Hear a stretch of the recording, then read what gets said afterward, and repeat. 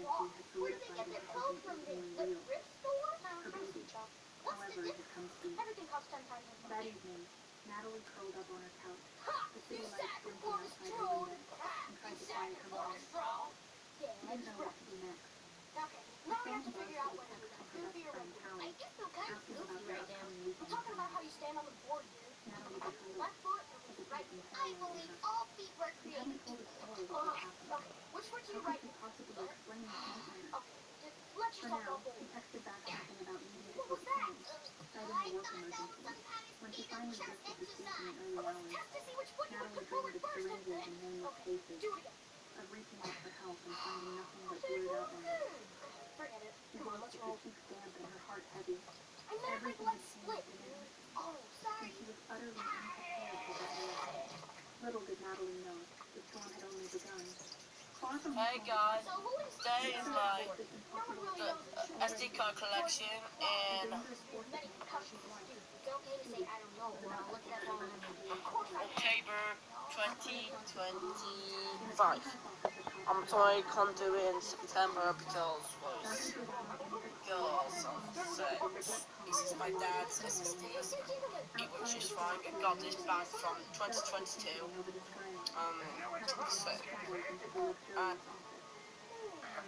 So,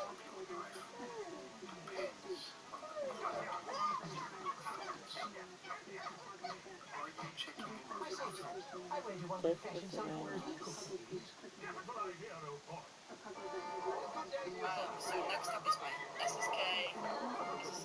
Got this back from, it works just fine. I got this back from story sounds like a maybe 2025. We've got 2 USB drives. This is a big key, only 3 USB drives inside. Okay, just went on to SD card. I got this back in 2024, last year's. Next up is my indicator, 256, my tablet will be dead. Next up is indicators, 256 gigabyte USB drive. Also, it's not gonna work. Are you great?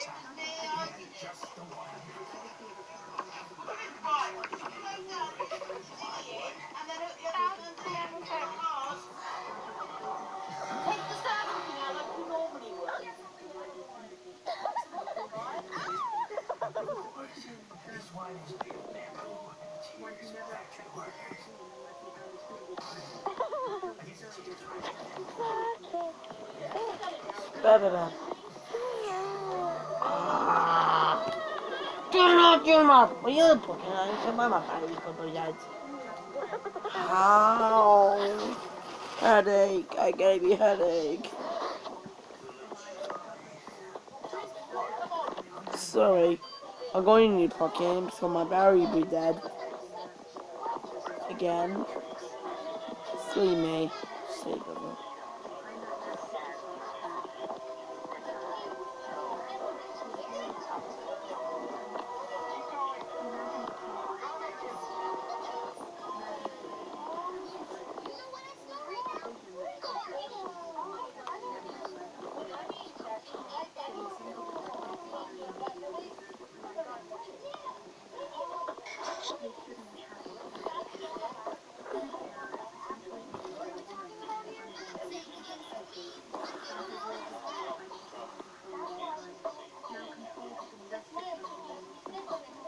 Skip them.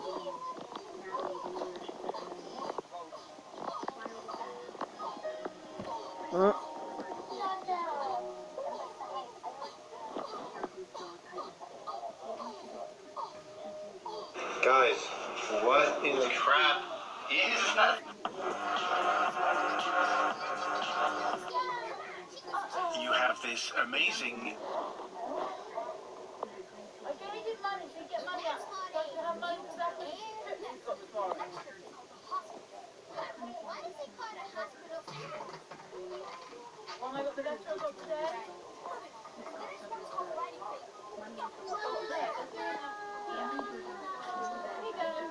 Okay, so show me the dark side right. I think I'm ready. Can we just move on to the part where I actually skate? Come on,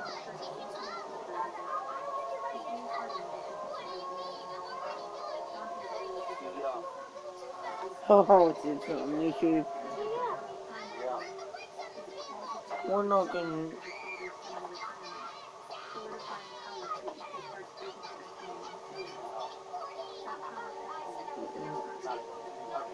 We don't want to open any come to bed on come look and come to bed on it. Go put them on there. Get private private.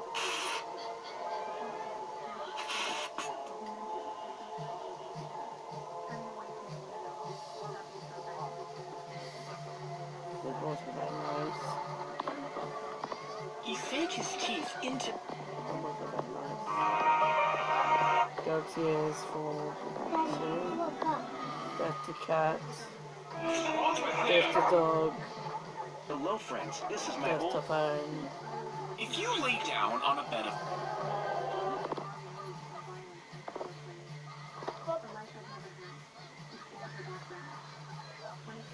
Oh, okay, Tom. Have you guys have the word Discord puzzle with the rescue? Do you guys think comes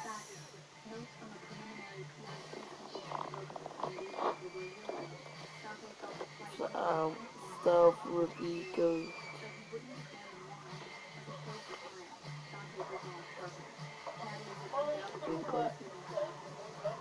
A move in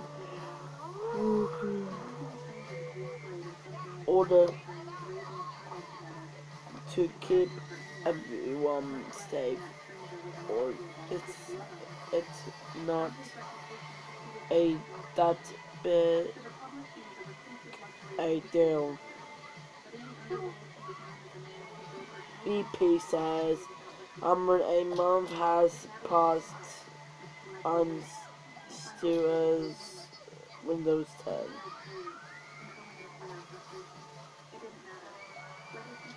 Yeah, make a fool out of. I got Windows 10. I don't have a Discord. I got Windows 10. We live in a world dominated by Apple and Samsung, where every smartphone looks nearly identical. But the history of mobile tech is far stranger than you might think. Over the years, fast food giants, sports brands, and even heavy machinery companies tried to create their own devices. Most of these were wild experiments that vanished quickly, leaving behind only confused consumers and rare collectibles. Today we are looking at 10 massive brands you probably had no idea made phones. Let us start with a beverage giant that decided to pour its resources into the mobile market. In late 2015, the world was introduced to the Pepsi P1 and its slightly updated sibling, the P1S. This was not a rumor, but a real device launched exclusively in China through a crowdfunding campaign. You might expect a phone from a soda company to be a cheap plastic toy, but the Pepsi phone was surprisingly premium in its construction. It featured a unibody aluminum design that felt sturdy in the hand. The device sported a 5.5-inch 1080p display, which was quite standard for the mid-range market at the time. Under the hood, it was powered by a MediaTek octa-core processor and came with 2 GB of RAM. The most distinct feature was obviously the branding. The default wallpaper was the iconic Pepsi logo with its red, white, and blue color palette, and the custom user interface was heavily themed to match the soda cans you see in vending machines. It even had a fingerprint sensor on the back, placed right inside a printed Pepsi logo. The phone was manufactured by a company called Shenzhen Scooby Communication Equipment, and while it was decent for its low price point of around $100, it failed to make a splash globally. It turns out that people enjoy drinking Pepsi, but they do not necessarily want to text on it. The P1 remains a strange footnote in history, a device that proved brand loyalty has its limits. If you thought a soda phone was strange, things get even more bizarre with fast food. In 2017, to celebrate 30 years of operating in China, KFC partnered with the tech giant Huawei to release a limited edition smartphone. This was a customized version of the Huawei Enjoy 7 Plus, and it was as bright red as you would imagine. The back of the phone featured an engraving of Colonel Sanders himself, smiling at you every time you went to check your notifications. This was not just a visual skin, however, as the software experience was tailored for the fried chicken enthusiasts. The phone came pre-installed with a dedicated K-Music app, which allowed users to pick songs that would play over the speakers in KFC restaurants across China. Imagine having the power to control the playlist while eating a bucket of wings. It also came with 70,000 K dollars, a virtual currency used for perks within the KFC membership ecosystem. Only 5,000 of these units were ever produced, making it a rare collector's item today. While the specs were strictly mid-range with a Snapdragon 435 processor and 3 gigabytes of RAM, the sheer novelty of carrying a phone that pays homage to the kernel makes it one of the most interesting marketing collaborations in mobile history. It was a device that knew exactly what it was and leaned entirely into the absurdity of the partnership. Let us rewind the clock a bit further to 2010. This was a time when the smartphone identity crisis was in full swing, and Puma decided to throw its hat in the ring. Partnering with Sajam Wireless, they launched the Puma phone. This was technically a feature phone rather than a full-blown smartphone by today's standards, but it had ambitions to be a smart companion for the active user. The most striking feature of the Puma phone was the integrated solar panel on the back cover. The idea was that if you were a sporty person spending your day outdoors, running or hiking, you could simply flip your phone over and let the sun charge your battery. The interface was entirely custom built and revolved around a virtual pet cougar named Dylan. It was quirky, strange, and undeniably unique. The phone included a built-in pedometer, a bicycle speedometer, and a stopwatch, positioning itself as a lifestyle accessory for the fitness conscious long before the Apple Watch normalized health tracking. The design was compact and featured a red curved strip at the bottom, mimicking the brand's aesthetic. However, the resistive touchscreen was difficult to use, the software was sluggish, and the solar charging was terribly inefficient. You had to leave it in the sun for hours just to get a few minutes of talk time. It was a valiant effort to merge fashion and technology, but it ultimately failed because the user experience could not keep up with the rapid advancements of competitors like the iPhone 4.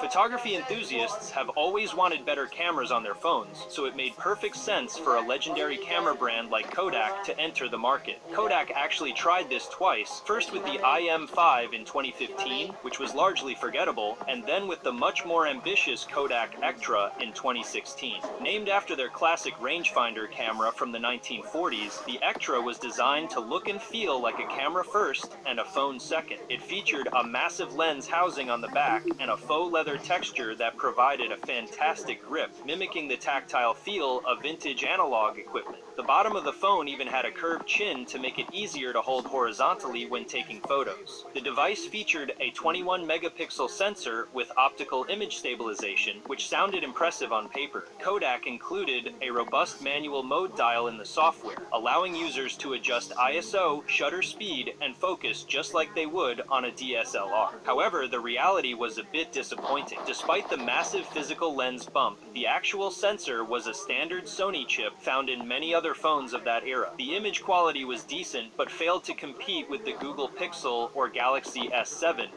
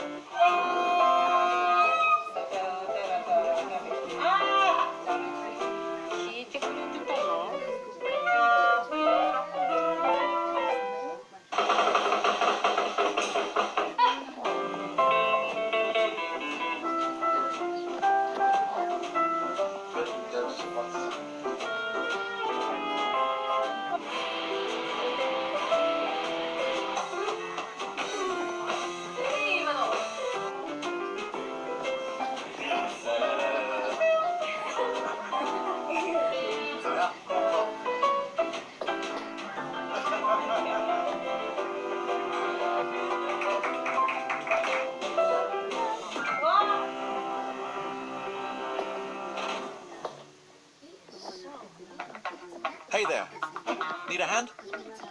At Texas Instruments, we have a broad portfolio to accelerate your robotic systems development. so you can design more autonomous and compact humanoids and mobile robots, ones that safely and efficiently work with people and other robots. TI, helping you build the robots of tomorrow. Helpful robots, like me. Once this gets out, you could be targeted. It's not professional for two members of staff to be in a relationship. S7, which relied on superior computational photography. The processor was a MediaTek Helio X20, which struggled with battery life and thermal management. The Kodak Ektra is a prime example of how difficult it is to translate legacy hardware heritage into the modern software-driven world of smartphone photography. Music lovers often complain that modern smartphones have abandoned high-quality audio, especially with the removal of the headphone jack. Marshall, the legendary British amplifier company, tried to solve this in 2015 with the Marshall London. This device was a love letter to rock and roll. It featured the signature matte black vinyl finish that you find on their amps, complete with brass accents. The standout feature was the inclusion of not one, but two front-facing stereo speakers that were incredibly loud and two headphone jacks on the top of the device. This allowed you and a friend to listen to music simultaneously with independent volume controls for each jack. Instead of a standard volume rocker, the phone used a beautiful gold scroll wheel on the side, offering precise control over audio levels. Inside, it housed a dedicated Wolfson audio hub, separate from the main processor, to ensure high-fidelity sound processing for FLAC files. It even came with a high-quality set of Marshall in-ear monitors in the box. However, as a phone, it was underwhelming. It ran on a low-end Snapdragon processor and had a mediocre camera. The battery life was also lackluster, which was a problem for a device meant to play music all day. The Marshall London was an incredible dedicated music player that happened to make calls, but the high price tag for entry-level specs made it a tough sell for the average consumer. When you think of Land Rover, you think of rugged terrain, mud, and adventure. In 2018, the company brought that ethos to the mobile world with the Land Rover Explorer. This phone was built in partnership with the Bullet Group, a company that specializes in rugged devices. The design was inspired by the front grille of the Land Rover Discovery, featuring distinct ridges and a robust, rubberized shell. This phone was not built to be slim, it was built to survive. It was IP68 water and dust resistant and could withstand drops from nearly 2 meters. The most interesting aspect of the Land Rover Explorer was its modularity. It had a magnetic connector on the back, similar to the Motomod's concept. You could snap on an adventure pack, which included a powerful ceramic patch, GPS antenna to improve signal accuracy in remote wilderness, an extra battery, and a carabiner to clip the phone to your backpack. The software included premium off-road mapping tools and a dashboard that displayed altimeter, compass, and weather data. While the Snapdragon 627 processor was not winning any speed tests, the phone delivered on its promise of being a reliable tool for outdoor enthusiasts. It was a niche device that perfectly encapsulated the brand's identity, prioritizing survival tools over gaming performance. While Land Rover made a phone for the weekend adventurer, Caterpillar, or CAT, dominates the market for the working professional. You might be surprised to know that CAT phones are actually a relatively successful segment, and they have released numerous models over the years, such as the S60, S61, and S62 Pro. These devices are the tanks of the smartphone world. They are thick, heavy, and virtually indestructible. They are designed explicitly for construction workers, plumbers, electricians, and first responders. The defining feature of the flagship CAT phones is the integrated FLARE thermal imaging camera. This allows users to see heat signatures in real time. A plumber can point the phone at a wall to find a water leak, or an electrician can identify an overheating fuse box without touching it. This is a level of utility that no iPhone or Samsung device offers out of the box. The phones also feature air quality sensors and laser-assisted distance measuring tools. The screens are designed to work with wet fingers or while wearing heavy gloves. While you would never buy a CAT phone to scroll through TikTok or play high-end games, they are absolutely essential tools for a specific demographic. Unlike other brands on this list that failed, CAT has successfully carved out a sustainable niche by solving real-world problems for their core audience. Luxury cars and luxury phones seem to go hand in hand, but the execution is often questionable. Tonino Lamborghini, a merchandising brand run by the son of the car company's founder, has released several smartphones over the years, such as the 88 Tauri and the Alpha 1. These devices are less about technology and more about signaling wealth. The Alpha 1, for instance, was marketed with a price tag exceeding $2,000. For that price, you did not get the fastest processor or the best camera. Instead, you got materials. The phone front was crafted using liquid metal, which is stronger than titanium, and the back was covered in genuine Italian leather with golden stitching. The Lamborghini Bull logo was prominently displayed in gold on the front and back. The 88 Tauri was even more aggressive in its design, with angular lines and a mix of steel and leather that looked like it belonged on the dashboard of a supercar. However, In the AI-driven era of pervasive intelligence, the AI chip market is soaring. AI models are rapidly surpassing the capabilities of traditional hardware, creating significant scaling challenges and massive power demands in AI infrastructure. This exponential growth in AI workloads necessitates groundbreaking innovations in hardware and software design. Synopsys offers a comprehensive suite of solutions to accelerate your AI chip development journey, featuring extensive ecosystem partnerships, power and performance optimization techniques, and cutting-edge silicon IP tailored to meet the requirements of this new AI era. Wherever you are in your AI